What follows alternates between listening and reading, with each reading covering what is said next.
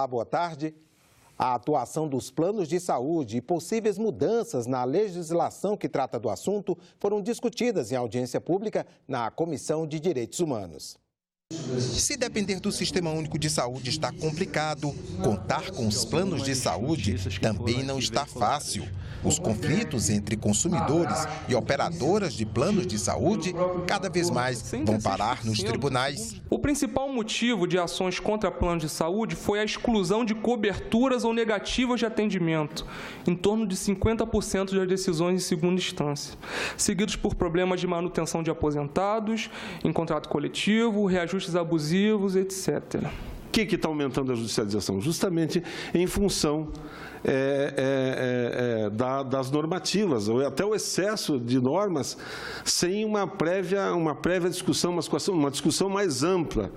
Não quero dizer aqui que a agência não nos convoque para discussões, mas a gente entende que, às vezes, há um certo atropelo. Em nenhuma das ações que o meu escritório patrocina de colegas que eu ouço, nenhum plano veio e provou o desequilíbrio atuarial.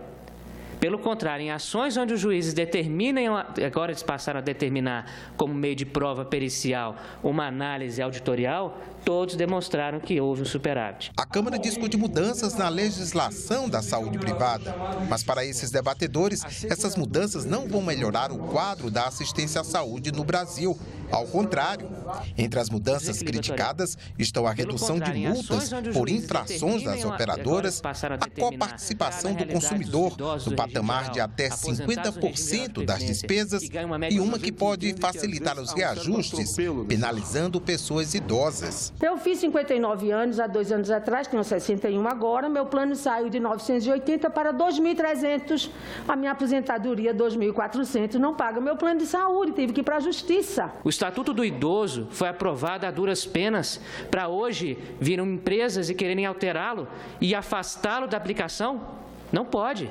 Lei é para ser cumprida. Dados do Conselho Federal de Medicina apontam que entre dezembro de 2014 e março de 2017, o número de brasileiros com planos de saúde caiu de quase 50 milhões e 500 mil para 47 milhões e 600 mil. O representante de operadoras contestou que o setor está lucrando em meio à crise. O setor de saúde suplementar, dados consolidados, ele operou em déficit, diferentemente de algumas notícias que foram aqui veiculadas. Foi o seguinte, no ano de 2016, 2 operadoras desse setor apresentaram um lucro, 2 operadoras. Isso causou uma distorção. Convido aos economistas, aos contadores a se debruçarem nos números para verificar o que de fato aconteceu.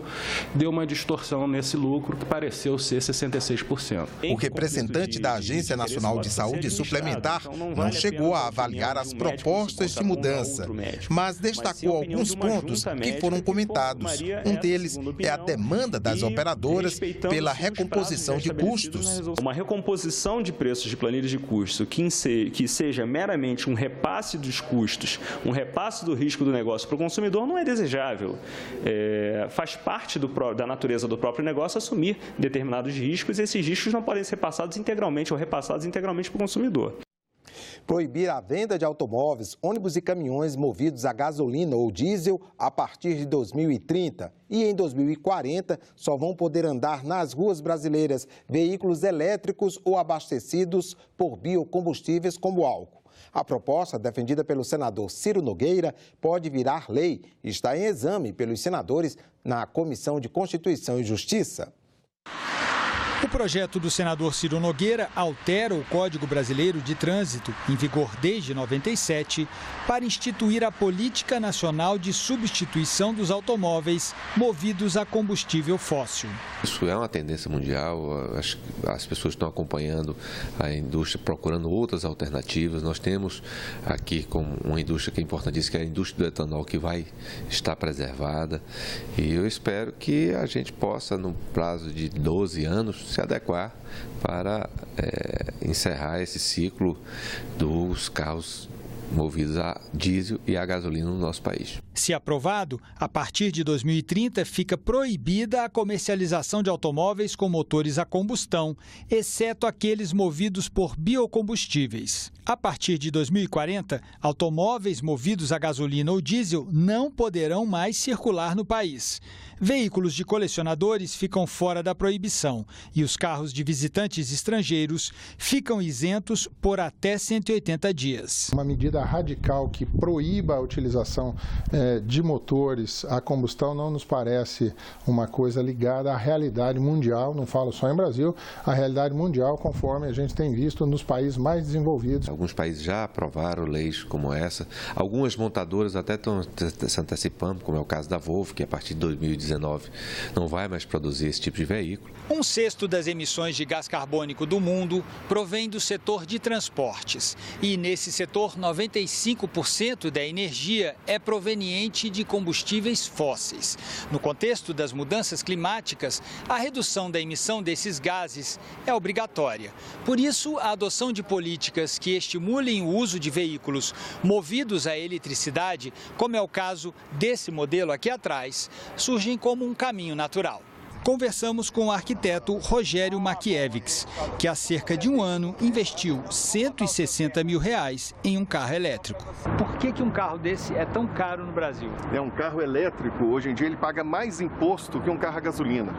Por exemplo, o IPI é pago pelo tamanho da cilindrada do carro. Quanto maior a cilindrada, mais se paga. Um carro elétrico não tem cilindrada. Então ele é encaixado como outros. Outros é o mais caro que pode acontecer. Então esse carro chega pagando 25% de IPI, contra 7,5% de um carro flex, por exemplo. O carro elétrico, ele mundialmente, ele ainda é um produto que naturalmente está sendo desenvolvido no mundo inteiro, mas ainda ele tem algumas dificuldades no ponto de vista de autonomia, no ponto de vista de preço. Se aumentar a escala da produção, eu tenho dúvida que não vai ter diferença de preço de carro a combustível a carro a energia. A gente vê como um primeiro passo, que é muito importante, é o aumento dos veículos híbridos, né? Isso é o que já está de uma forma mais difundida no mundo. A gente precisa de imediato abaixar o preço do carro e criar infraestrutura de recarga no país. Ninguém está aqui querendo criar problemas, mas é uma tendência mundial. Todos os países já estão discutindo e essa discussão não pode ficar fora do nosso país. Um ano, praticamente que eu tenho um carro, eu deixei de emitir praticamente 2 toneladas de CO2 na atmosfera.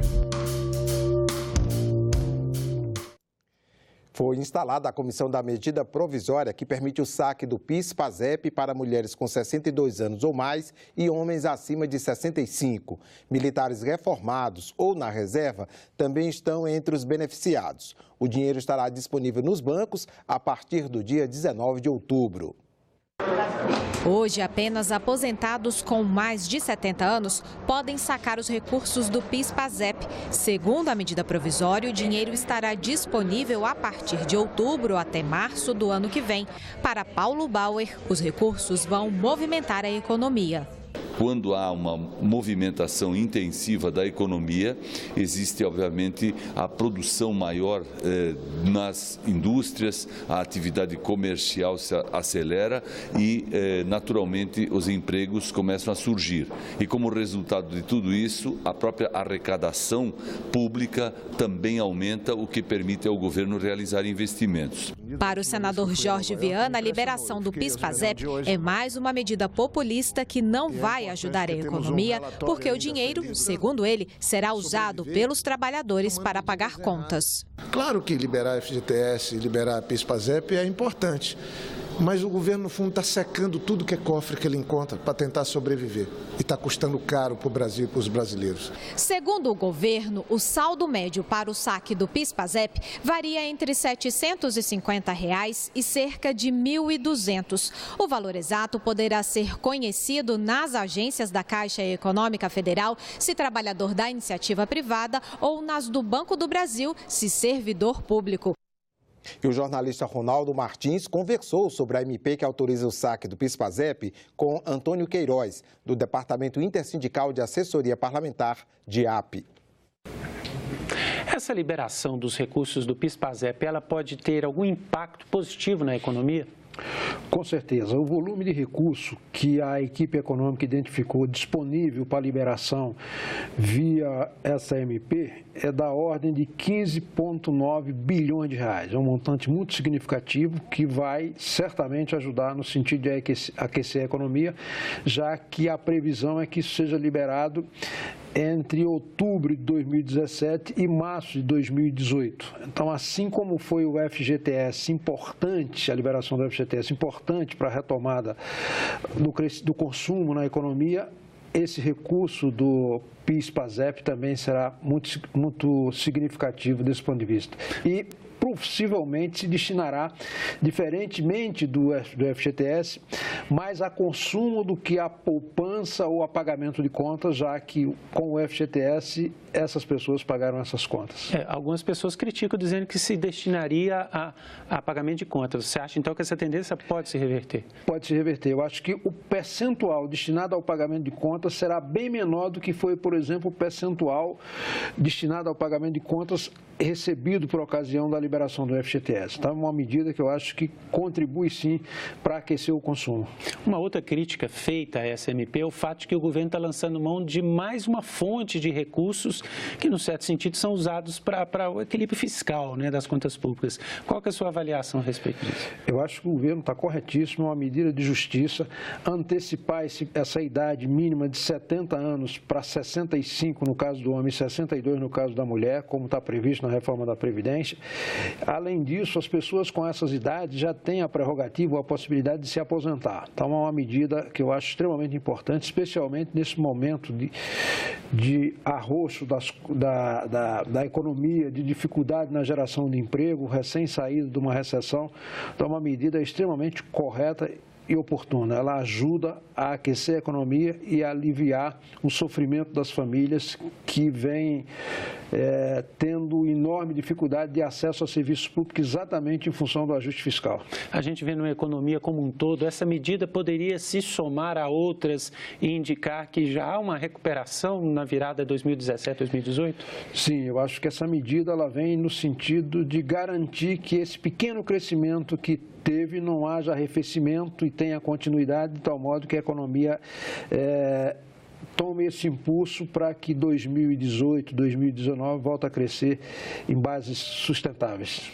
Ficamos por aqui. Você pode rever as reportagens desta edição na nossa página na internet senado.leg.br/tv.